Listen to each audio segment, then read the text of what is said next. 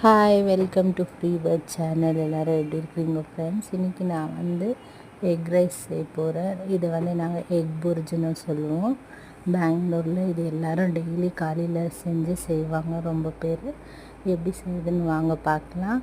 ஒரு கடாயில் எண்ணெய் ஊற்றி ஒரு 10 முட்டைனாக்கா 3 பெரிய பெரிய வெங்காயம் போடணும். சின்ன சின்னதாக ஆம்லேட் கட் பண்ணுற மாதிரி கட் பண்ணிக்கின்னு வெங்காயம் நல்லா வதங்கின மேலே ஒரு தக்காளி, ஒரு சின்ன தக்காளி சின்ன சின்னதாக கட் பண்ணி ஸ்லைஸாக அதை போட்டு வெங்காயம் தக்காளி நல்லா வதங்கிக்கணும். அதுக்கப்புறம் அதுக்கு தேவை எவ்வளோ உப்பு வேணுமோ அவ்வளோ உப்பு போட்டுக்கின்னு கொத்தமல்லி போட்டுட்டு இதில் நான் 10 முட்டை போட்டிருக்கிறேன்.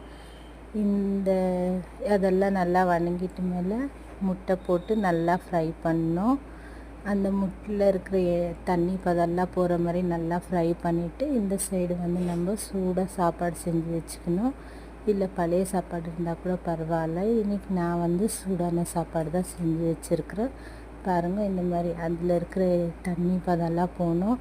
ஒரு சொட்டு கூட தண்ணியை ஊற்றக்கூடாது. முட்டையில் இருக்கிறது எல்லாமே அப்படியே சரியாயிடும். அதை நல்லா வதக்கிடணும். வதக்கிட்டு மிளகாத்தூள் போடணும். அதுக்கு நம்மளுக்கு எவ்வளோ காரம் வேணுமோ அவ்வளோ காரம் வேணும்னா இதுக்கு பச்சை மிளகா கூட போட்டுக்கலாம். சின்ன பசங்க இருந்தால் பச்சை மிளகா வேணாம், அது வாயில் கிடிக்கும், பசங்க சாப்பிட மாட்டாங்க. அதனால நான் இன்றைக்கி வெறும் மிளகாத்தூள் தான் போட்டிருக்குறேன். பாருங்கள், அது நல்லா அந்த தண்ணி பதெல்லாம் போன மேலே நம்ம சாப்பாடு உதிரியாக செஞ்சு வச்சுக்கணும். அந்த முட்டையில் நம்மளுக்கு எவ்வளோ சாப்பாடு வேணுமே அவ்வளோ, அந்த முட்டை எவ்வளோ இருக்கோ அதுக்கேற்ற மாதிரி நம்ம சாப்பாடு போட்டுக்கணும்.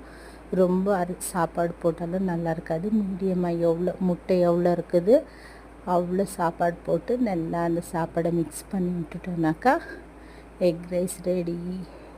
இந்த எக் ரைஸ் பெங்களூரில் நிறைய செய்வாங்க. இந்த மாதிரி எக் ரைஸ் இன்னும் வெரைட்டியாக கூட செய்யலாம். எங்கள் வீட்டில் இந்த மாதிரி தான் செய்வோம். லாஸ்ட்டில் அது மேலே நம்ம கொஞ்சம் கொத்தமல்லி தூவி விட்டுட்டோம்னாக்கா சுட எக் ரைஸ் ரெடி. பசி எடுக்காத இருக்கிறப்பெல்லாம் இந்த மாதிரி செஞ்சு சாப்பிட்டா ரொம்ப நல்லாயிருக்கும்.